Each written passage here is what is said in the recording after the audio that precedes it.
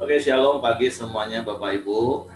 Kita bersyukur, berterima kasih pagi hari ini kita boleh bersatu bersama-sama.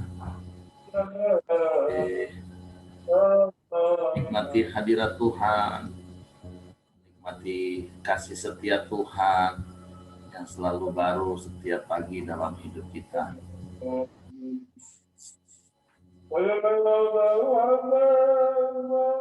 Tolong di mute. Oke, sudah saya mute dari sini ya. Oke, kita mau bersyukur, kita mau menyembah Tuhan, kita mau menikmati hadirat Tuhan.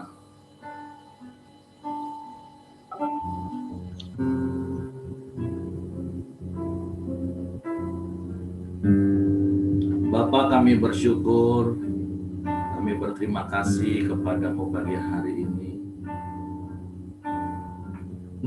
Kami boleh terus menikmati hadirat-Mu dalam hidup kami. Karena sesungguhnya kami terus ada dalam hadirat-Mu. Karena Engkau ada di dalam kami dan kami ada di dalam Engkau. Kami bersyukur buat tidur nyenyak sepanjang malam yang sudah kami nikmati dalam perlindungan tangan kuasa-Mu. Sehingga pagi ini kami bangun lagi dengan tubuh yang diberkati, dengan kekuatan kesehatan yang baru, untuk kami boleh beraktivitas sepanjang hari ini, untuk memperoleh setiap berkat yang telah Engkau sediakan untuk kami nikmati sepanjang hari ini. Bahkan lebih daripada itu kami boleh bersyukur kepadamu, mengawali hari yang baru, kami boleh datang hadapan tahta kasih karunia-Mu dengan kerendahan hati, dengan hati yang bersyukur kepadamu, sehingga kami boleh terus mengalami kebaikan-kebaikan-Mu, kemurahan-Mu di sepanjang umur hidup kami. Seperti pemazmur berkata, kami mau berkata kepadamu pagi hari ini, lebih baik satu hari di pelataran-Mu daripada 1000 hari di tempat lain. Bahkan kami bersyukur kami bukan hanya boleh ada di dalam pelataran-Mu, tapi kami boleh masuk ke dalam hadirat-Mu. Bukan karena kebenaran kami, bukan karena perbuatan kami, tapi semata-mata karena anugerah-Mu, karena darah-Mu yang menguduskan kami, yang menebus hidup kami, yang melayakkan kami boleh ada di hadapan hadirat-Mu, berhadapan muka dengan Engkau.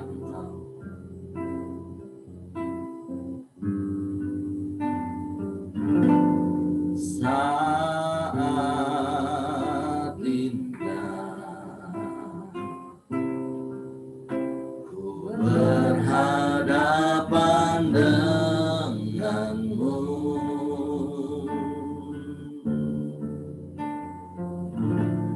memandang wajah-Mu, Yesus kekasih jiwa.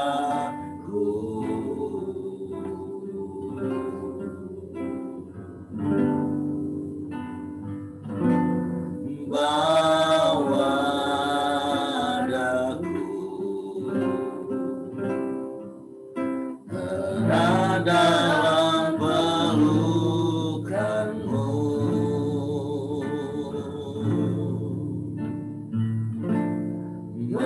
menikmati kasih dan indahnya hadirat-Mu.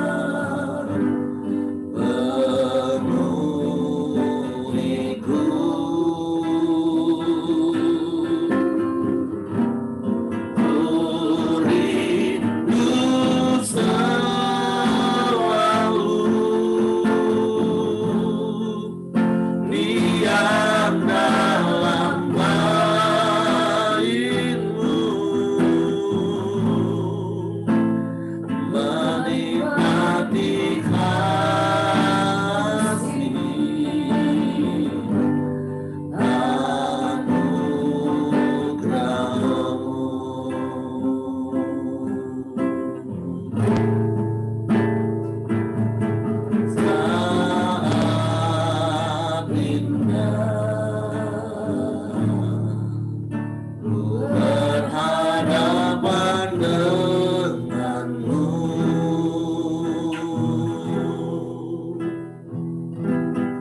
memandang wajahmu, Yesus kekasih jiwaku.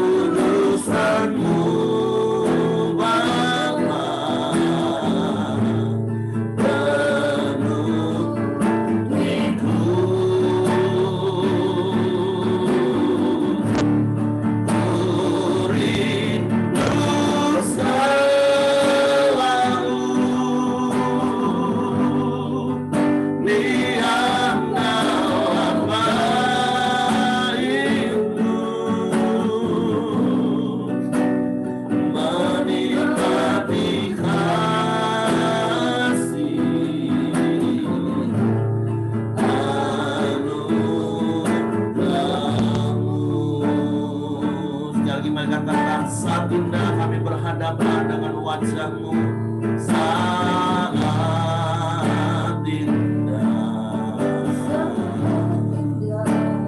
Berhadapan denganmu, amin.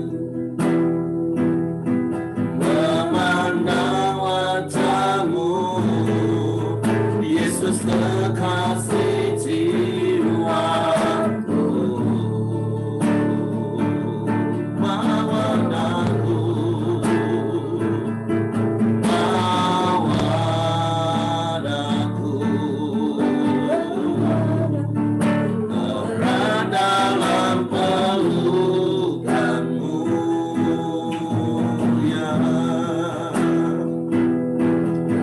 Menikmati kasih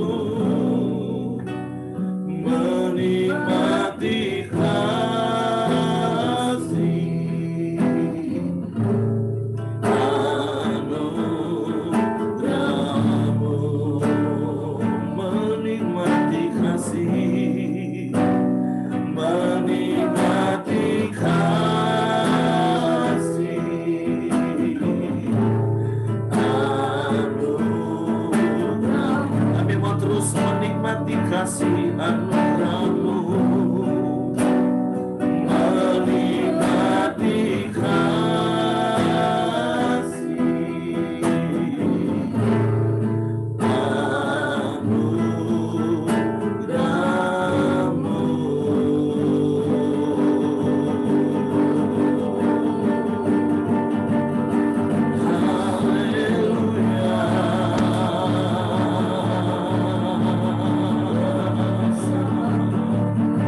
Indah hadirat-Mu,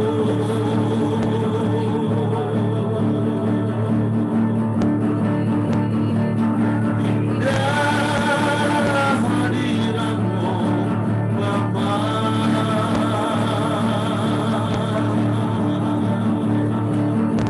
Tiada saat-saat yang lebih indah selain kami tinggal dalam hadirat-Mu.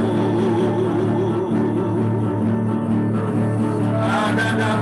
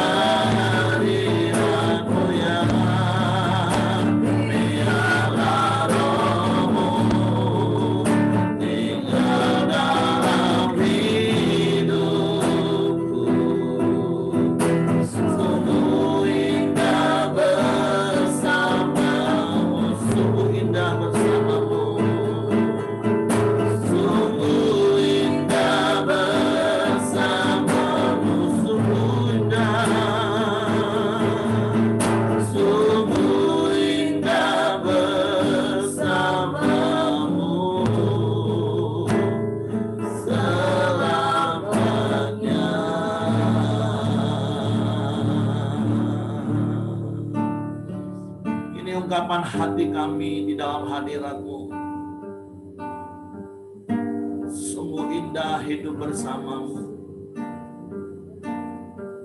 menikmati hadirat-Mu seumur hidup kami,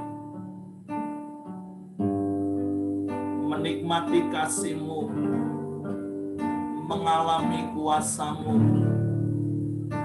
menerima kekuatan-Mu setiap saat, setiap waktu dalam hidup kami. Sehingga kami boleh terus menikmati damai, sejahtera, dan sukacita berlimpah yang tidak lagi ditentukan oleh keadaan yang terjadi di sekeliling kami.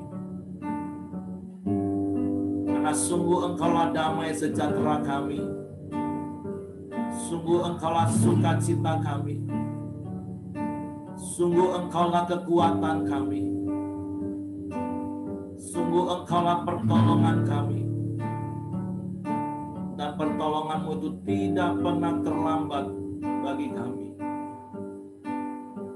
Sebab itu kami bersyukur, kami berterima kasih, dan kami bangga punya Allah yang seperti itu. Engkau bukan Allah yang jauh bagi kami, tapi Engkau Bapa yang mengasihi kami. Kami bersyukur Engkau yang menetapkan langkah-langkah hidup kami. Engkau yang menyertai sepanjang jalan hidup kami. Sehingga kami boleh ada sebagaimana kami ada saat pagi hari ini. Dan sebelum kami melangkah menikmati hari yang Kau jadikan bagi kami mau menikmati bait-Mu dan kami mau menikmati firman di dalamnya. Sebab itu Roh Kudus urapi kami, untuk kami mengerti firman-Mu, untuk kami memahami firman-Mu, untuk kami percaya firman-Mu, sehingga kami melakukan firman, dan hidup kami jadi bukti kebesaran-Mu, dan Engkau dipermuliakan dalam hidup kami. Di dalam nama Yesus Tuhan kami mengucap syukur. Haleluya. Amin. Oke, silakan Ibu Ramli. Ya, salam semuanya. Shalom. Ya, puji Tuhan kalau hari ini saya masih dipercayakan untuk boleh menyampaikan renungan kita pagi ini. Adapun renungan kita pagi ini dari Mazmur 119 ayat 22 sampai 23. Saya bacakan, gulingkanlah dari atasku cela dan penghinaan, sebab aku memegang peringatan-peringatan-Mu. Ayat 23, sekalipun pemuka-pemuka duduk bersepakat melawan aku, hamba-Mu ini merenungkan ketetapan-ketetapan-Mu.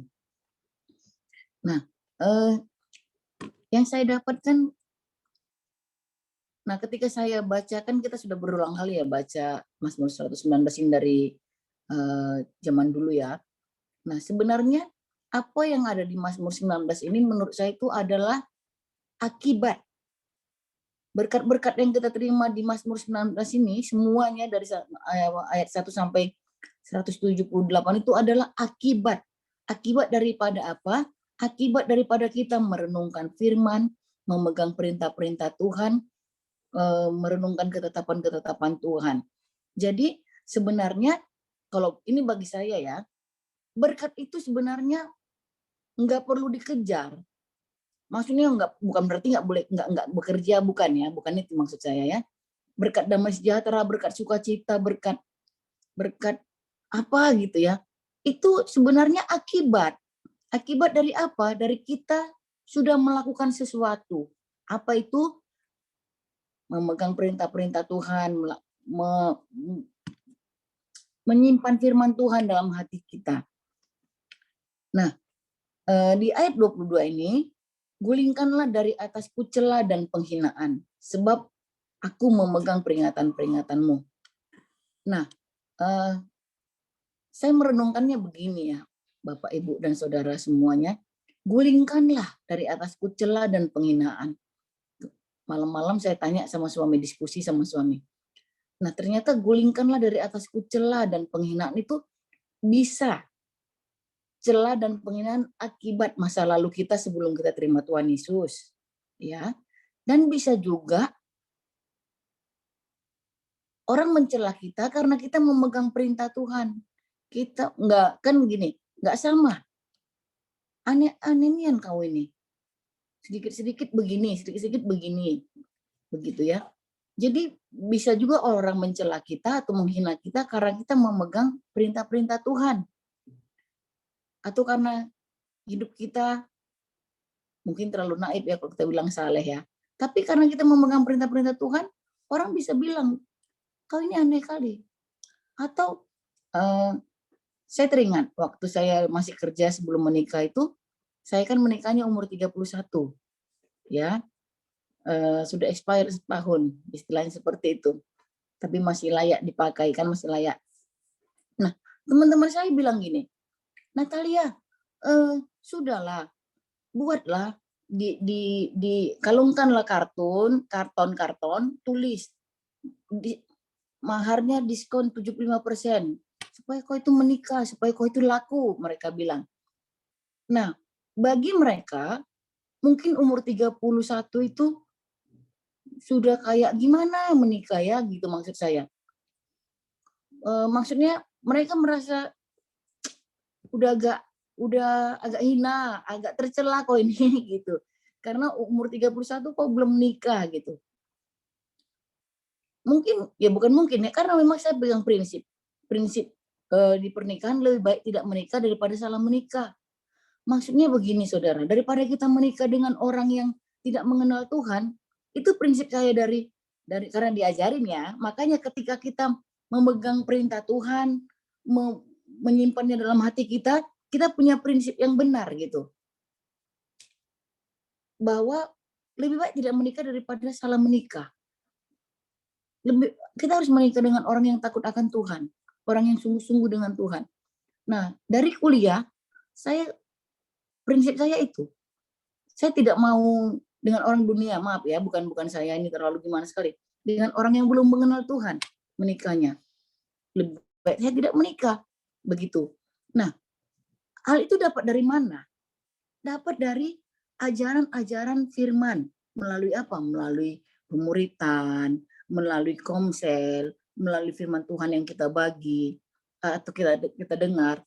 Jadi perlu sekali perbendaharaan hati kita, pikiran kita itu dipenuhi dengan firman, dengan ketetapan-ketetapan Tuhan, dengan peringatan-peringatan Tuhan. Nah, ada lagi misalnya seperti ini.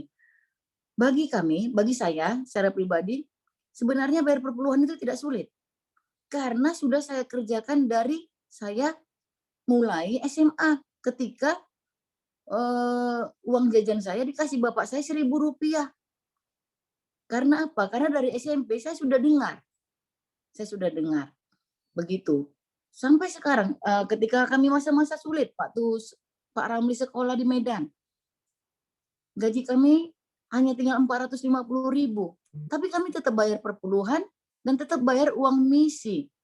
Ya, perpuluhannya 45.000, uang misinya 5.000. Tetap kami sisihkan seperti itu. Kenapa itu tidak sulit lagi? Walaupun kami sedang mengalami masa-masa sukar dalam hal keuangan ya saudara ya. Karena sudah ada itu dalam hati gitu. Memang itu sudah ringan mengerjakannya begitu.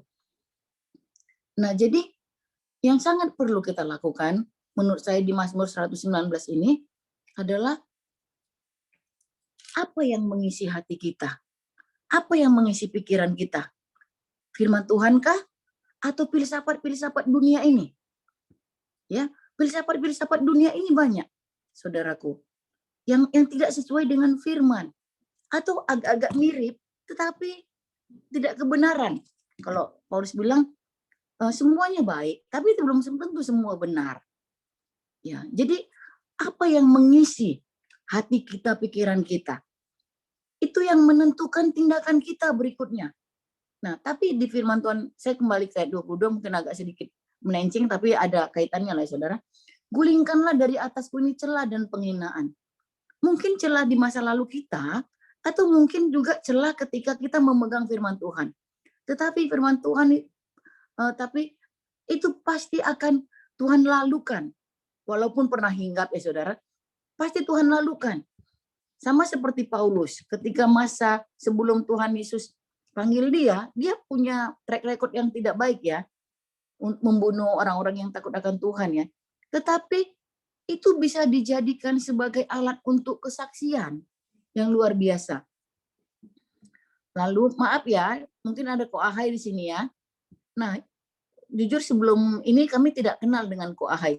Waktu masa lalunya tidak kenal, walaupun pernah sama-sama di Bungo. Tapi ketika Ko Ahai cerita, masa lalunya itu kan ya lumayan sedikit agak rabun ya, Ko, bukan gelap ya, agak abu-abu. Tapi oke, kita bilang aja gelap.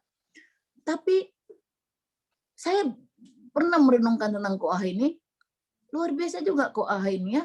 Kenapa dia tidak, kan Bungo asal dia dulu ya. Kalau saya tahu cuman dia pernah buka ponsel Felix aja dia di sebelah Raja Wali minimarket itu. Tapi kami tidak kenal. Tapi ketika Ko Ahai ini cerita, tapi luar biasa juga dia berani kembali ke kota ini. Di mana kehidupannya dulu, semua orang tahu gimana dia masa lalunya dulu. Nah, ketika dia kenal Tuhan, dia kemari. Dan bahkan dia bisa ajak orang-orang, kira-kira begitu ya saudara, teman-teman yang lain. Dan orang-orang bisa melihat kesaksian hidup dia. Nah, itu mungkin celah atau kehinaan sebelum dia kenal Tuhan. Tapi setelah kenal Tuhan, itu Tuhan bisa gulingkan, bisa lalukan, bisa bahkan bisa jadi kesaksian loh. Kok Ko Ahai ini bisa ya berubah ya? Kenapa ya bisa berubah ya? Kira-kira begitu. Pasti ada sesuatu. Nah, jadi ketika kita memegang firman Tuhan, atau kita dihina orang, atau kita difitnah orang, Tuhan pasti bela kita. Karena apa? Karena ada firman Tuhan di hati kita, di hidup kita. Jadi penting sekali saudara, itu menanamkan nilai-nilai kebenaran, nilai-nilai yang kekal dalam hidup kita. Kalau saya memang agak sulit, karena saya kan reaktif orangnya ya, maksudnya kalau senang wajahnya ketahuan senang, kalau sedih, kalau marah ketahuan marah. Jadi ketika orang ngapain saya, reaksi saya juga agak cepat. Puang gitu, bukan begitu gitu. Nah, saya banyak belajar juga ketika kami masuk Pelita ini ya, sekitar 7-8 tahun yang lalu, ketemu dengan Pak Ahyong ya. Pak Ahyong ini selalu mengingatkan, respon benar Bu, respon benar gitu. Respon benar. Saya renung-renungkan awalnya kan gini, apa respon benar ini? Maksudnya saya ngerti, tapi maksudnya gini, perlu juga dijawab orang ini gitu. Perlu juga ini adu argumentasi sama orang ini supaya bukan dia merasa benar terus gitu. Maklumlah saudara, ada karunia nabinya sedikit dah. Nah, tapi respon benar ya. Jadi ketika firman, kita nggak akan bisa respon benar kita buat saudara. Nggak akan bisa. Sabar. Oh, benar saudara. 2 jam lagi digituin lagi, benar bisa sabar. 3 jam lagi digituin, bukan sabur saudara. Kita bisa hajar orang tersebut kalau bukan karena firman Tuhan.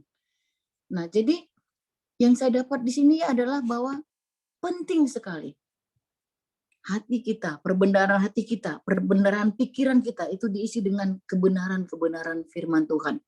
Karena pada saat masalah terjadi, paling sering ketika kita respon negatif itu, respon salah itu pada saat apa? Pada saat masalah sedang terjadi. Begitu. Nah, penting sekali kita memenuhi seluruh perbendaharaan hati kita, pikiran itu dengan firman.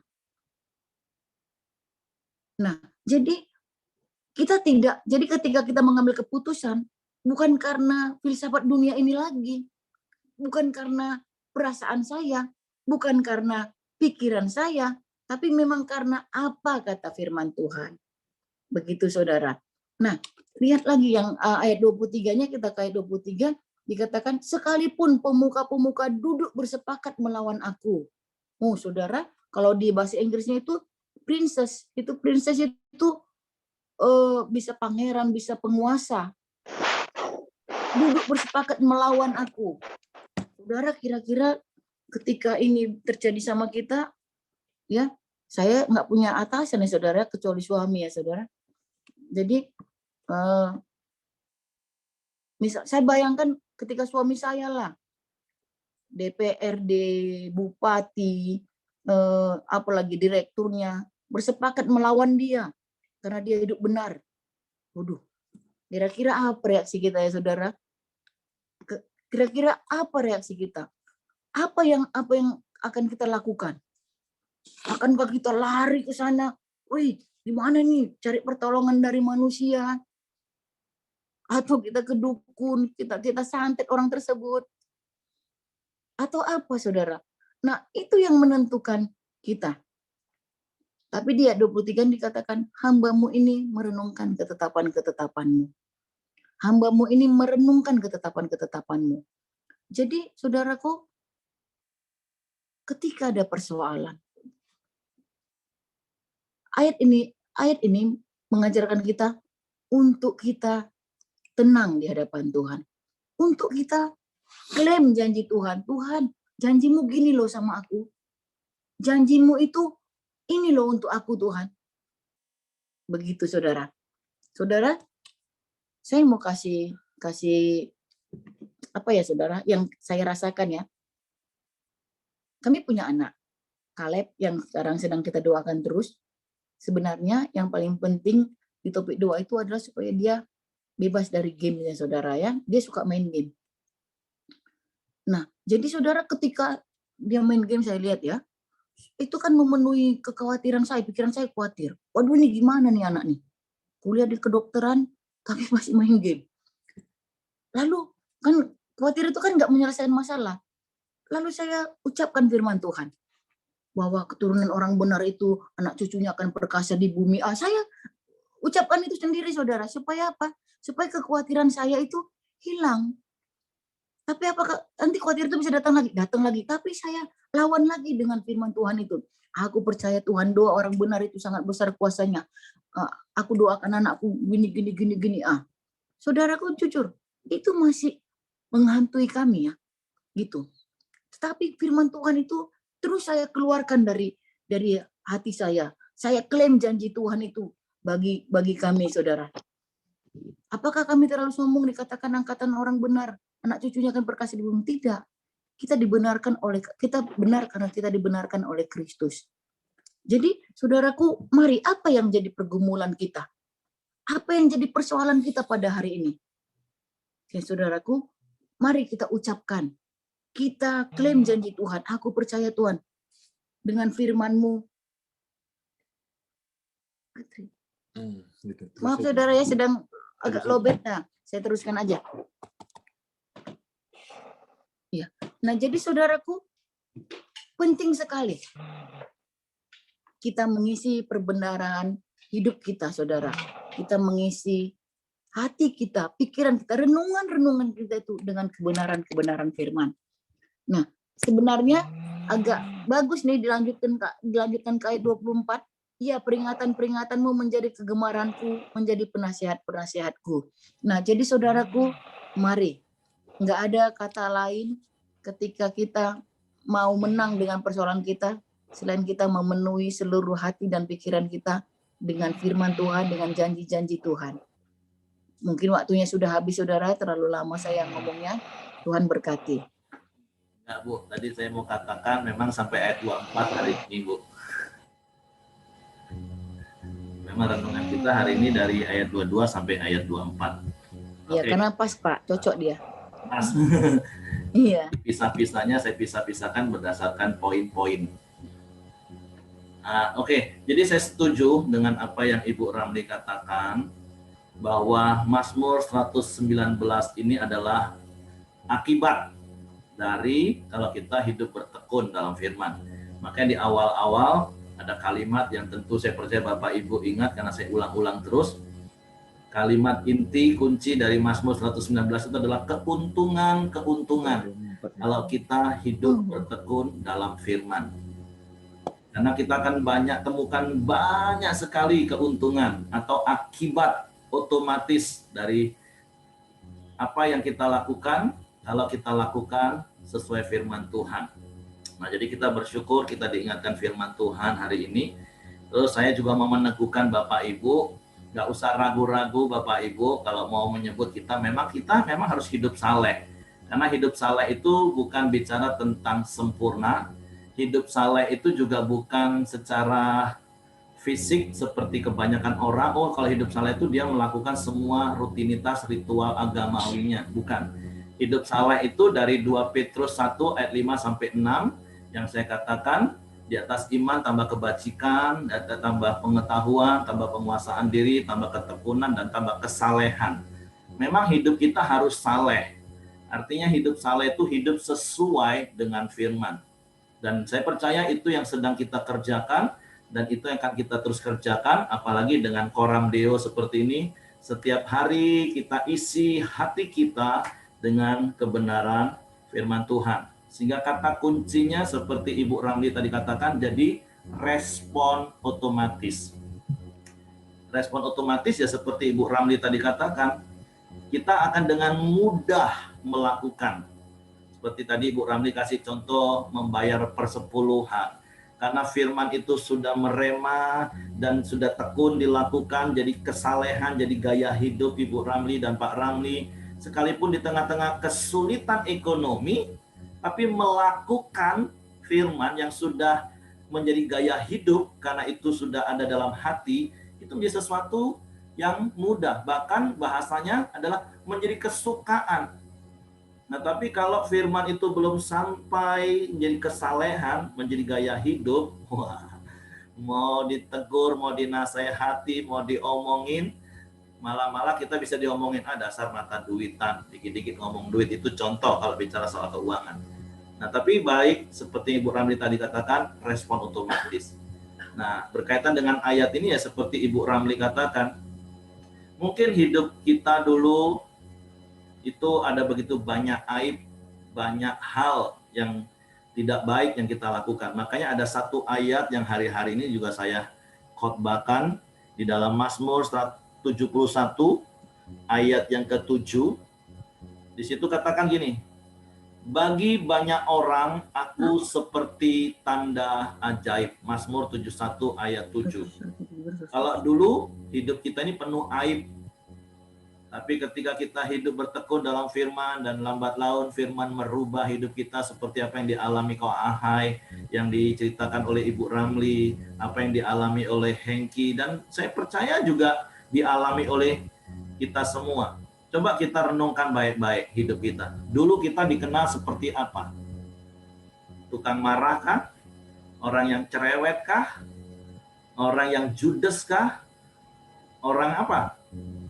Ada begitu banyak mungkin label celaan yang kita dipasang dalam hidup kita. Tapi saya percaya ketika kita bertekun melakukan firman, maka itu seperti Tuhan gulingkan.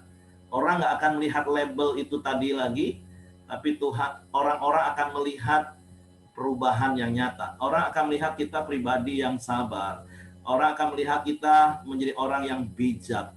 Orang akan melihat kita orang yang hidup dalam kebenaran. Dan itulah akibatnya kalau kita hidup sesuai dengan firman. Sampai kata kuncinya seperti Ibu Ramli tadi katakan, respon benar. Bahkan itu menjadi respon otomatis kita. Seperti berulang-ulang saya katakan, 87-95% hidup kita itu sangat ditentukan oleh respon otomatis. Yang 5%-nya itulah untuk tipu-tipu dan rekayasa, seakan-akan bisa sabar, padahal hatinya sudah nah, seperti Ibu Ramli tadi kan, 1 jam, oke, sekarang sabar, 2 jam lagi disinggung lagi, 3 jam disinggung lagi. Atau sebaliknya seperti kisah yang Ibu Ramli tadi katakan, iblis akan terus menyerang dengan kekhawatiran tentang anak, tapi firman dalam hati akan mengkanter terus, akan melawan terus, dan itu membuat iman kita kuat. Karena seperti prinsip yang saya pernah ajar, diserang rasa khawatir itu normal. Tapi hidup dalam kekhawatiran itu abnormal. Nah, kenapa ada orang yang hidup dalam kekhawatiran? Karena hatinya tidak dipenuhi dengan firman. Hatinya memang dipenuhi dengan Kekhawatiran yang ditawarkan iblis itu direnungkannya sampai simpan dalam hatinya, sehingga respon otomatisnya khawatir. Ada apa-apa khawatir, ada apa-apa khawatir. Nah, itu yang nggak boleh. Makanya kita harus hidup suka merenungkan firman. Dan sekali lagi, kalau kita hidup merenungkan firman, bertekun dalam firman, akibatnya, nah tentu banyak sekali. Hari ini Tuhan ingatkan, kalau kita bertekun dalam firman Tuhan, label yang dipasang orang karena aib masa lalu kita, itu Tuhan akan gulingkan. Sehingga orang akan mengenal kita sebagai orang saleh. Nah, bicara respon otomatis, saya juga mau cerita satu kisah. Memang nggak gampang untuk belajar respon otomatis. Tapi kebenaran yang saya tangkap ketika belajar tentang respon otomatis itu apa yang saya alami bersama dengan istri. Memang seringkali orang itu nasihati kita, respon benar, respon benar. Istri saya ngomong tadi waktu Ibu Ramli ngomong iya, karena 3-4 tahun yang lalu sampai enak, sampai muak dia ngomong respon benar. Dan tahu respon istri saya waktu saya selalu ngomong respon benar? Iyalah, kau tulah yang benar, aku salah terus. Respon benar, respon benar. Nah, karena cara ngajarnya salah saya waktu itu. Seakan-akan saya menuntut istri saya untuk berespon benar. Padahal respon benar itu sekali lagi prinsip firman Tuhan itu untuk saya. Tapi satu hari saya bersyukur Tuhan izinkan sebuah peristiwa, dan itu membuat sebuah pencerahan baru. Oh iya, tentang respon benar. Jadi satu hari setelah briefing, saya langsung melayat. Nah, biasa kalau briefing kan semua handphone pasti di silent. Nah, setelah itu saya lupa hidupin lagi bunyi ringtone-nya, dan saya langsung pergi melayat. Ternyata istri saya sudah telepon berkali-kali, sudah kirim SMS beberapa kali, tapi satu pun tidak ada yang saya responin. Sampai akhirnya saya tiba di rumah duka, saya duduk, baru terasa ada getaran. Begitu saya angkat telepon, wow, stand AK-47 langsung menyerang. Oke, akhirnya saya cuma minta maaf. Ya memang salah kan, menurut istri saya salah. Dan memang mungkin saya salah, nggak angkat telepon. Tapi artinya sebenarnya saya bisa nggak berespon salah? Saya bisa nggak bela diri? Bisa Bapak Ibu, karena sekali lagi keputusan itu di tangan saya. Saya mau berespon benar atau membalas kemarahan istri saya dengan pembelaan diri saya, itu keputusan di tangan saya. Saya bisa ngomong, kau udah tahu handphone di silent. Istri saya ngomong, percuma punya handphone 2, ada 3 nomor di dalamnya, dihubungi susahnya minta ampun. Nah, padahal masalahnya sepele kan, cuman mau tanya siapa yang jemput anak. Nah, tapi oke, saya minta maaf, Kalau ternyata memang anak juga sudah dijemput karena istri telepon nggak angkat. Tapi itu kan luapan, karena istri saya mungkin sama seperti Bu Ramli, responsif. Kalau marah ya marah, nggak senang ya nggak senang. Jadi kita pahami. Akhirnya sampai pulang, saya ngomong gini, Mama harusnya respon benar. Dan apa kalimat istri saya? Ya, kau tulah yang benar, aku salah terus memang. Nah, tapi saya ngomong gini, respon benar tuh gini loh. Respon benar tuh, Papa nggak nuntut Mama untuk berespon benar, enggak. Papa mau mengajar, tapi kasih contoh. Kalau seandainya tadi waktu Mama telepon dengan gaya stand AK-47 tadi, dan Papa berespon salah, itu berantem nih, kita ribut. Tapi Papa mengambil keputusan untuk respon benar. Sabar dan minta maaf. Ini bukan soal salah atau benar kan nilainya, tapi respon benar. Bapak minta maaf. Nah, itu yang membuat kita nggak berantem sekarang. Nah, sejak hari itulah istri saya punya pencerahan, iya ya. Karena seringkali respon benar itu dalam tanda kutip seakan-akan di sebuah tuntutan. Kamu itu respon benar dong. Kamu itu respon benar dong. Nah, padahal respon benar itu adalah keputusan kita. Nah, sejak hari itu istri saya belajar untuk respon benar. Dan saya berharap kita jangan dikit-dikit juga nuntut orang. Apalagi kalau pasangan lagi emosi, respon benar. Nah, itu sebagai sebuah tuntutan, nanti malah nggak respon benar. Dia malah beresponnya tambah melunjak itu. Nah, makanya respon benar itu dari sikap hati kita. Dan saya percaya sekali lagi, itu sangat mungkin terjadi kalau firman Tuhan itu sudah ada dalam hati kita. respon otomatis kita. Oke, jadi terima kasih Bu Ramli buat peneguhan firman Tuhan hari ini dan mendorong kita untuk terus bertekun dalam firman Tuhan karena pasti akan ada akibat yang kita nikmati dan akibatnya itu adalah hal-hal yang baik. Masa lalu kita boleh aib, tapi ketika kita bertekun dalam firman, maka kita akan menjadi tanda ajaib bagi banyak orang. Oke, itu saja yang ingin saya tambahkan. Mungkin kalau ada Bapak Ibu yang mau menambahkan, tapi saya berdoa dan mendorong terus untuk kita bertekun dalam firman sampai menjadi gaya hidup, respon otomatis kita. Oke, silakan Bapak Ibu. Kalau tidak ada yang mau menambahkan, renungkan firman Tuhan ini sepanjang hari. Dan selanjutnya saya serahkan kepada Bapak Hengki. Nah, kita akan ketemu hari Senin yang akan datang lagi, karena besok kita ada pertemuan ibadah.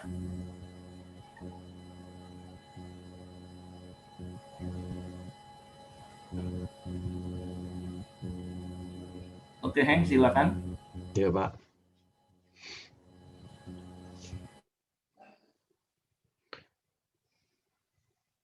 Saya minta Saudara Joni tolong doakan.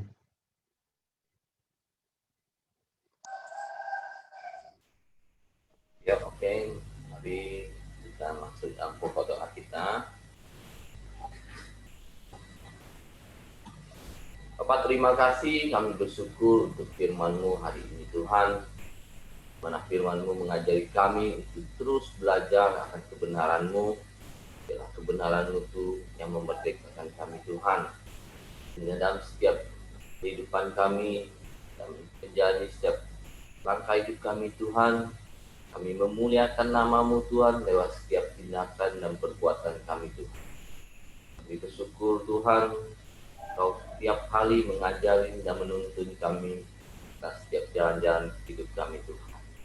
Terima kasih Tuhan Yesus, pagi hari ini kami berdoa khusus untuk Pak Buyung Christian Tuhan. Tuhan, kalau Engkau sudah memberi dia pekerjaan yang baik Tuhan, biar dia boleh menekuni setiap pekerjaannya. Kami tahu Engkau punya rencana untuk setiap hidupnya Tuhan. Meskipun dia rindu Tuhan untuk kembali menjadi pilot Tuhan, Tuhan Engkau punya rencana yang terbaik buat hidupnya Tuhan. Terima kasih juga Tuhan Yesus, pagi hari ini kami juga berdoa menyerahkan anak-anak Dr. Ramli Tuhan ke dalam tangan-Mu Tuhan. Biarlah Engkau senantiasa menuntun hidupnya Tuhan, menuntun Kaleb dan Praya Tuhan untuk hidup dalam takut akan Engkau. Biarlah Tuhan, apa yang diajarkan oleh orang tuanya itu mengenal Engkau sebagai Tuhan dalam hidupnya Tuhan, sehingga dia firman-Mu senantiasa menuntun setiap langkah hidupnya. Dalam kuliahnya Tuhan, Engkau juga menyertai dia boleh belajar sesuai dengan apa yang sudah Kau rencanakan buat hidupnya Tuhan. Percaya Tuhan, anak-anak orang-orang percaya Tuhan selalu Engkau tuntun jalannya Bapa. Terima kasih Tuhan Yesus, pagi hari ini juga kami berdoa Tuhan untuk Arpet Tuhan. Kami tahu Tuhan setiap hari Engkau memulihkan kesehatannya Tuhan. Engkau memulihkan kesehatan tubuhnya Tuhan. Dan Engkau juga memulihkan hatinya Tuhan, supaya dia boleh semakin hari semakin rindu untuk bersekutu dengan Engkau Tuhan. Terima kasih juga Tuhan Yesus, pagi hari ini juga kami berdoa untuk adik ibu Endang Tuhan, yaitu Relita Tulsiagan Tuhan. Engkau tuntun dan bimbing hidupnya Tuhan, dan Engkau memulihkan Tuhan keadaannya Tuhan. Kuasa-Mu Tuhan akan memulihkan jiwanya Tuhan. Engkau yang mengisi dia dengan kebenaran-kebenaran firman-Mu Tuhan. Terima kasih Tuhan Yesus, kami berdoa juga menyerahkan Tuhan anak-anak kami Tuhan di dalam tangan-Mu. Engkau yang pimpin, Engkau yang tuntun juga Tuhan. Bapak, kami juga berdoa untuk ibadah-ibadah pelita community Tuhan yang akan diadakan hari ini dan besok Tuhan. Engkau pimpin setiap pelayan-pelayannya Tuhan. Engkau juga berkati setiap hamba-hambamu yang melayani Engkau Tuhan, supaya mereka melayani Engkau dengan penuh kuasa dan urapan Tuhan. Terima kasih Tuhan Yesus, kami serahkan setiap doa kami ke dalam tangan-Mu, Engkau yang pimpin dan tuntun. Dalam nama Yesus kami berdoa. Haleluya. Amin. Bapak, terima kasih, kami bersyukur di pagi hari ini. Biarlah di pagi hari ini kami sepakat, kami sehati, kami juga berdoa buat hamba-Mu Pak Simon ya Tuhan. Biarlah kuasa kesembuhan-Mu tercurah atas Pak Simon Tuhan. Biarlah infeksi di ususnya Tuhan, Tuhan boleh sembuhkan, Tuhan boleh pulihkan di dalam nama Tuhan Yesus ya Bapa. Telah oleh bilur-bilurnya Tuhan, kami telah menerima kesembuhan daripada Engkau ya Bapa. Biarlah Tuhan juga senantiasa memberkati keluarga Pak Simon ya Tuhan. Kami juga berdoa buat Gian Tuhan, anak dari Johnny Meti ya Bapak. Biarlah Tuhan memberkati Gian Tuhan. Biarlah dia juga mempunyai hati untuk terus mau belajar Tuhan. Dan juga terus mau melanjutkan sekolahnya dengan sungguh-sungguh ya Tuhan. Tuhan, biar Tuhan memberikan dia hati untuk mau belajar di dalam nama Tuhan Yesus ya Bapak. Dan juga Tuhan memberkati keluarga Johnny Meti ini ya Tuhan. Biarlah keluarga ini juga menjadi saluran berkat dimanapun mereka berada ya Tuhan. Terima kasih, kami juga bersyukur di pagi hari ini kami juga berdoa buat bangsa dan negara kami Indonesia ya Tuhan. Biarlah Tuhan terus beracara atas bangsa kami Tuhan. Kami percaya hari demi hari Tuhan, kebaikan-Mu tercurah atas bangsa kami Tuhan. Dan juga perekonomian atas bangsa ini Tuhan akan hari demi hari lebih baik lagi ya Tuhan. Dan juga pandemi atas bangsa ini Tuhan boleh semakin hari semakin berkurang Tuhan. Kami percaya juga Tuhan melalui vaksinasi ini Tuhan, maka pandemi ini akan berkurang di dalam nama Tuhan Yesus ya Bapa. Terima kasih ya Tuhan, berkati Presiden kami, Pak Joko Widodo dan Maruf Amin Tuhan sebagai wakilnya Tuhan. Biarlah hikmat-Mu Tuhan, roh takut akan Tuhan terus ada di dalam pemimpin kami Tuhan. Biarlah menjalankan roda pemerintahan dengan baik dan benar atas bangsa kami Indonesia ini ya Tuhan. Terima kasih. Kami juga berdoa buat pemimpin-pemimpin daerah bahkan sampai ke kecamatan. Biarlah Tuhan juga berkati Tuhan dengan roh takut akan Tuhan atas pemimpin-pemimpin daerah kami ya Tuhan. Terima kasih. Kami serahkan bangsa dan negara kami Indonesia ke bawah tangan kuasa-Mu. Biarlah kita doa Bapa kami. Bapa kami yang di surga, dikuduskanlah nama-Mu, datanglah kerajaan-Mu, jadilah kehendak-Mu di bumi seperti di surga. Berikanlah kami pada hari ini makanan kami yang secukupnya, dan ampunilah kami akan kesalahan kami, seperti kami juga mengampuni orang-orang yang bersalah kepada kami. Dan janganlah membawa kami ke dalam pencobaan, tetapi lepaskanlah kami daripada yang jahat. Karena Engkaulah yang punya kerajaan dan kuasa dan kemuliaan sampai selama-lamanya. Amin. Kami bersyukur, kami tahu Tuhan, Engkau sudah mendengar semua pokok-pokok doa yang dinaikkan oleh semua kami Tuhan. Kami percaya kami tidak akan sia-sia. Lewat Koramdio Tuhan, setiap pagi kami sudah merasakan dan memetik hasil yang begitu luar biasa yang Tuhan berikan kepada kami. Sehingga kami semakin hari semakin hidup berkenan kepadamu. Dan itulah menjadi kerinduan kami dalam mengiringi Engkau Tuhan. Engkau memberkati setiap kami Tuhan. Karena kami tahu kami selalu merenungkan dan mengingat-ingatkan perintah-Mu Tuhan. Terima kasih Bapa, terpuji nama-Mu, biarlah pagi ini kami mau Tuhan menerima berkat Bapa Abraham, Ishak dan Yakub atas hidup kami semua. Di dalam nama Tuhan Yesus Kristus kami sudah berdoa mengucap syukur. Haleluya. Amin.